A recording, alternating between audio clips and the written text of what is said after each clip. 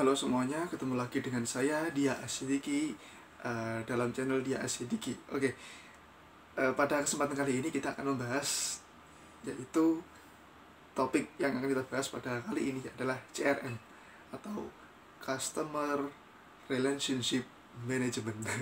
Oke, apa sih CRM dan apa sih Customer Relationship Management? Kalau dari harfiahnya sih, yaitu hubungan pelanggan sih, atau manajemen hubungan pelanggan. Atau kalau kita belajar ini lagi, kadang kita jumbo pembahasan ini hampir sama seperti pembahasan dalam topik-topik pemasaran, atau terkadang menyamaratakan antara CRM itu Customer Relationship Management dengan Customer Relationship Marketing. Apakah sama? Atau kalau dalam istilah Indonesianya yang paling gampang adalah manajemen pelanggan. Nah, manajemen pelanggan di sini saya artikan adalah manajemen hubungan pelanggan. Meskipun basicnya adalah kita tetap menguasai, yaitu terkait basic pelanggan, tapi setelah kita menguasai, kita pun harus memberi sebuah jembatan, sebuah hubungan antara produsen dengan pelanggan, antara penjual dengan pelanggan. Oke, yang intinya kita harus menjembatani antara stakeholder dan konsumen akhirnya. Baik. Dan apa sih CRM? Dan bagaimana kalau orang Jawa bilang jeluntrungannya, atau mungkin ini topiknya mau kemana sih arahnya? Gampangnya seperti ini, singkatnya ya. Tapi nanti penjabarannya pasti banyak sekali. Tapi singkat kata, topik ini, atau kalau kita membahas terkait dengan mata kuliah ini akan membahas apapun atau bisnis, terutama bisnis ya, karena yang berhubungan dengan pelanggan itu adalah aktivitas bisnis yang berfokus dan berorientasi kepada pelanggan. Jadi CRM seperti itu, orientasinya dan fokusnya adalah pelanggan. Nah, sebenarnya ketika kita ngomong CRM, kita membahas CRM, ya banyak sekali lah definisi terkait dengan CRM, bagaimana, tapi secara benang merah saya simpelkan aja dengan redaksi saya sendiri, yaitu CRM adalah bisnis yang berfokus dan berorientasi kepada pelanggan. Dan kenyataannya pada hakikatnya, kalau kita bicara bisnis, selain profit laba di situ, ternyata orientasi utamanya memang adalah orientasi pelanggan. Karena seperti bahasan kemarin, mustahil profit akan kita dapatkan kalau kita mengabaikan aspek pelanggan. Dengan kata lain, tidak mungkin kita akan mendapatkan laba yang VOV, laba yang besar, laba yang fantastis, kalau kita mengecewakan kepada performa pelanggannya, memberikan sebuah kekecewaan kepada pelanggan. Seperti itu. Baik, gini, bicara terkait dengan CRM, banyak sekali jumbo-jumbo, banyak sekali hal yang perlu kita luruskan lagi terkait dengan CRM. Yang pertama adalah, orang biasanya menyamaratakan bahwa CRM adalah metode database. Yang kita tahu sendiri, apabila kita berjualan, perusahaan, sangat penting bagi perusahaan maupun bagi penjual maupun bagi pemasar terkait dengan database pelanggannya. Nah, apakah CRM ini adalah metode dalam pengumpulan database? Oke, saya jabarkan. Pengumpulan database merupakan salah satu merupakan hal yang penting dalam perusahaan dalam mengetahui pelanggannya, atau bahkan kita mensegmentasikan pelanggan, itu juga bisa di database.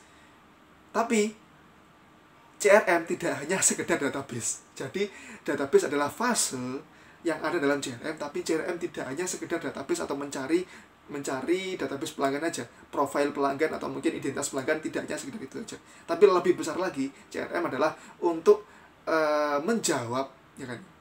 Salah satunya ketika database terkumpul, kita akan menjawab kira-kira database ini mau kita apakan, gitu.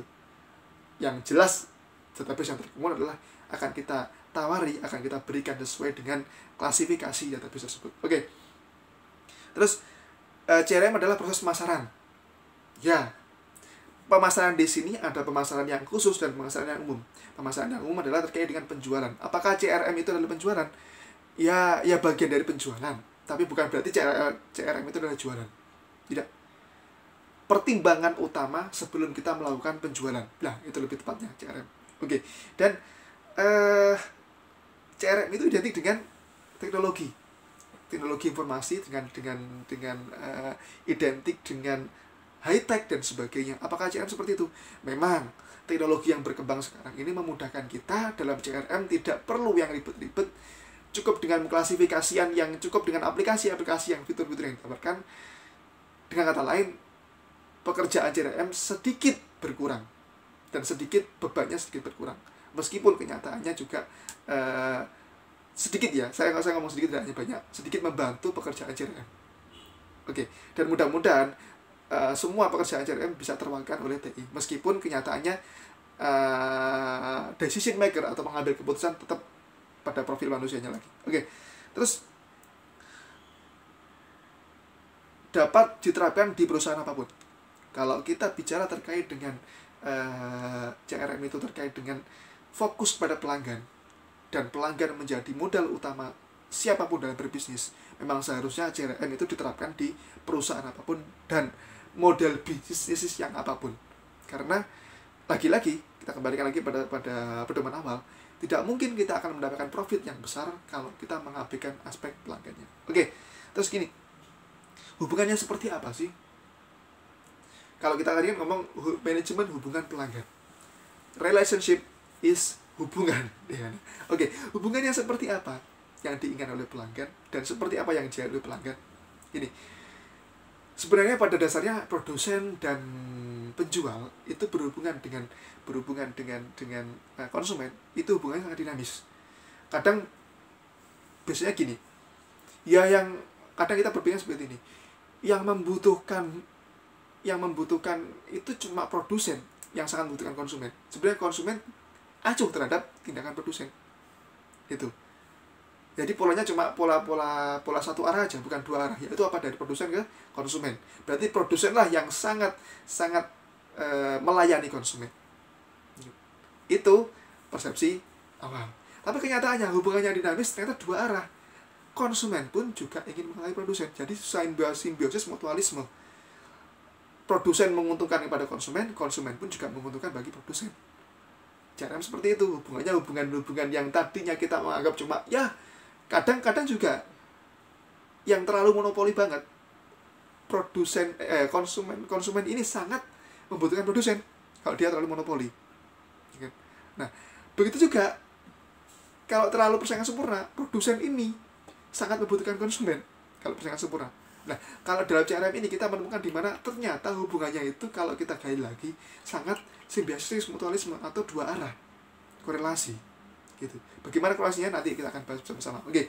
Dan modal hubungannya itu adalah trust atau kepercayaan.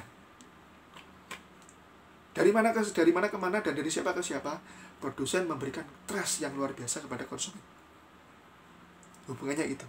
Jangan harap akan ada hubungan yang lebih serius kalau kita itu tidak memberikan suatu kepercayaan kepada konsumen.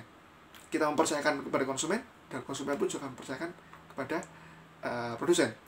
Dan juga komitmen, kiat-kiat dalam memberikan kepercayaan tadi. Oke, saya sudah menjanjikan kepercayaan, saya sudah memberikan ngobrol kepercayaan kepada konsumen. Ibarat saya itu produsen, saya sudah memberikan kepercayaan kepada konsumen. Saya harus komitmen yang luar biasa. Saya harus memberikan komitmen yang besar dan totalitas kepada konsumen terkait dengan kepercayaan yang saya berikan kepada mereka. Oke. Dan gini, begitu juga, kenapa sih perusahaan harus menggunakan CRM? Dan kenapa perusahaan harus menggunakan CRM, harus menerapkan CRM? Ya, lagi-lagi yang namanya perusahaan dimanapun, pasti perusahaan tersebut pasti sangat profit oriented. Ya, meskipun ada klasifikasi, ada yang nirlaba dan ada yang laba, ada yang profit dan non profit. Pada kenyataannya perusahaan dimanapun pasti dia akan mencari untung. Nah, tujuan utamanya memang ekonomi, memang tujuan profit.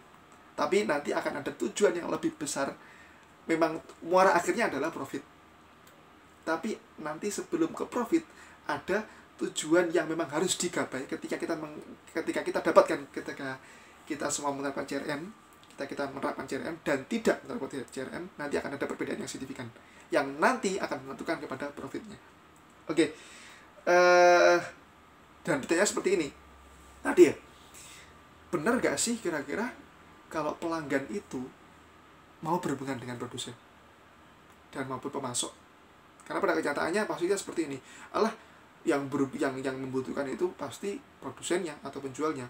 Pelanggan mah fine-fine aja, kan dia tinggal membeli dan menikmati gitu.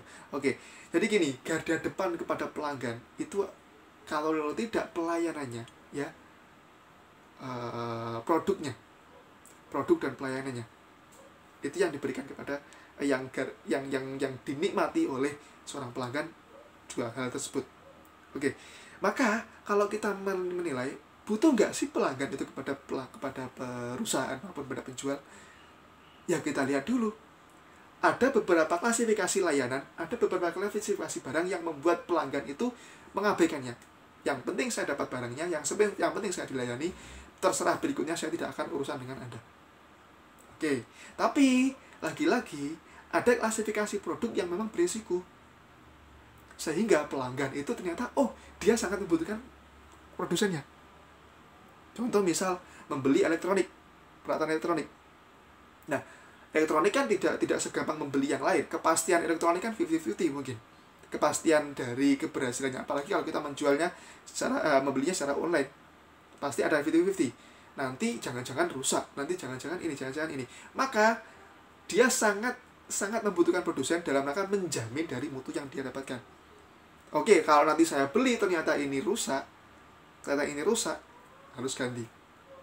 Atau harus ada tanggung jawab dari penjual maupun perusahaan tadi. Nah, apakah berarti ini hubungannya CRM ini pada after selling atau setelah pembelian, setelah penjualan?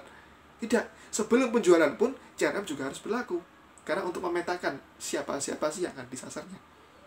Tapi terlebih juga setelah penjualan kepada barang-barang yang beresiko, maka konsumen pun juga akan terkait dan akan melibatkan diri terkait dengan aktivitas dari produsennya. Oke, terus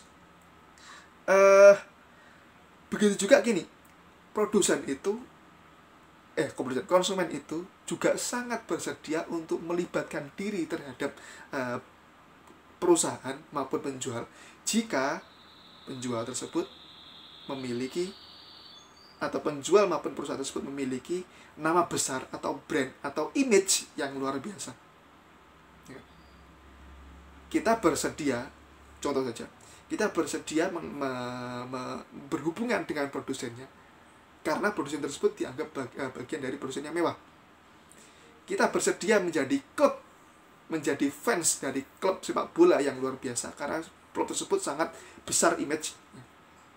Begitu juga brand Apple yang luar biasa, brand Apple yang sangat elegan, membuat siapapun itu konsumennya, entah itu produk lini Apple yang apapun, mau handphone, mau laptop, mau apapun, dia mau menggantungkan diri kepada produsennya. Ya. Dan dia mendeklarasikan bahwa dia adalah konsumen yang loyal terhadap brand tersebut. Dan dia membutuhkan produsen juga, terkait dengan perkembangannya, terkait dengan apapun. Maka ternyata pada kenyataannya produsen pun, kalau perusahaan tersebut memiliki nama besar dan kita yang besar, kita yang luar biasa, kita yang WOW lah, ya kan? Maka konsumen pun juga bersedia untuk terlibat kepada produsen. Dan bahkan lagi-lagi kita melihatnya, kok sampai ada ya duta, kok mau sih jadi duta. Itu adalah bagian dari keterlibatan konsumen, karena konsumen melihat duta sampo kayak apa, duta apa, itu merupakan produk dengan brand yang sangat fantastis dan image yang sangat luar biasa. Itu baik, itu sekedar pembukaan terkait dengan apa yang dimaksud dengan CRM dan ruang lingkup CRM. Sekian dari saya. Jika memang video ini bermanfaat, silakan share, like, comment, and subscribe.